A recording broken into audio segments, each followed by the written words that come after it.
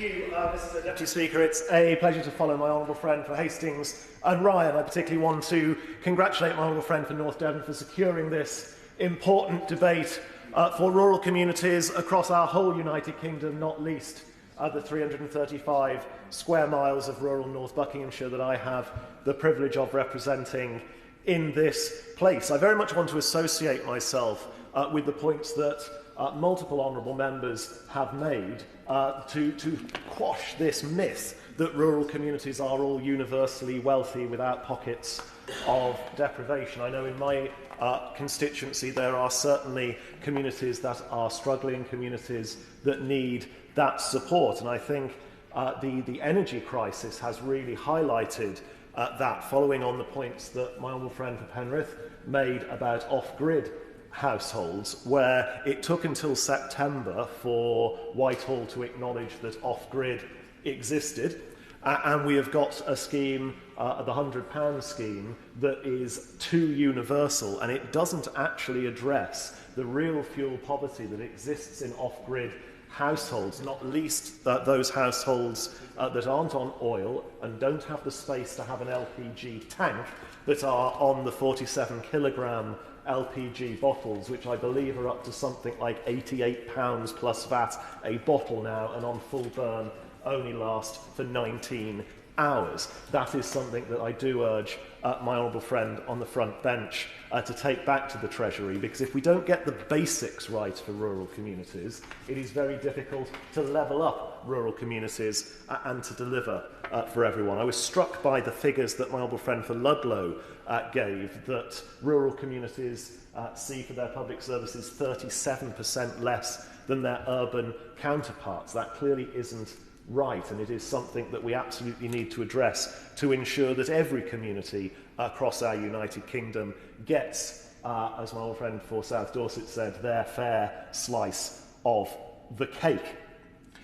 And for communities like mine, when it comes to public services, it isn't just that core funding that is a challenge. It is also things like the way that we remunerate the expenses of some of the lowest paid but most vital and important public servants, people like carers who have to go often in their own cars to visit patients, to visit those that they are caring for, who often don't even get the 45 pence a mile that is set out by HMRC, which, as we all know, with rising prices at the fuel pumps, doesn't actually cover costs in the first place. That is something that we do need to urgently address.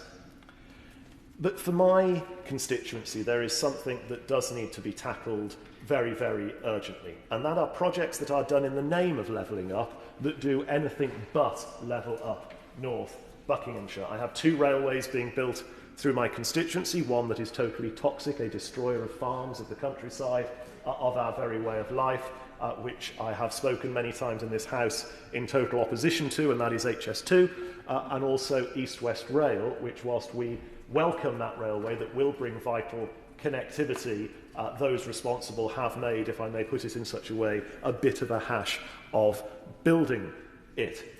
And it is the unintended consequences that I think do need to be resolved by a cross-governmental working to ensure that where these big infrastructure projects are being built in a welcome or not manner, they are not allowed to disrupt the day-to-day lives of those communities. So, for example, it was only this morning that I learnt that the Crooked Billet pub in Newton Longville has closed its doors for the last time and being handed back to the brewery because of the endless road closures from East-West Rail that have starved them of their trade. When the Addison Road Bridge in Steeple Claydon was closed for months on end earlier this year, the Prince of Wales pub there was £2,000 a week down on takings. That is a devastating amount of money for a rural village pub to lose. No compensation, nothing whatsoever. WG Hill, just outside Marsh Gibbon, have effectively been shut down by East-West Rail, replacing a bridge next to that facility, that business, that they can't actually now legally get their HGVs underneath. All of these businesses have essentially been allowed to fail in the name of these levelling up projects, and it is something that I urge my honourable friend the Minister to look at very carefully as to how we ensure in the future, when infrastructure projects are built, we don't allow communities and businesses to suffer in this way. And that is not to mention the state of our roads that have been literally ripped up by the sheer volume of HGV movements around these large infrastructure projects. Buckinghamshire Council are doing their best. They've got a £100 million programme to resurface roads across the county. But when others are doing the damage, it is not fair that council taxpayers have to pick up the bill. I do welcome the infrastructure first moves that the government are bringing forward, but in my constituency, when it comes to GP access, there needs to be some retrospective action in that. Long Crendon lost their surgery last year. They secured land through a development but desperately need the funds to build the new surgery. That needs attention. And likewise in the Kingsbrook development, just to the east of Aylesbury, the ICB are now trying to claw back the 106 money for that to spend it on other surgeries. I would urge my honourable friend the Minister to take urgent action to ensure that the infrastructure first can be retrospective too.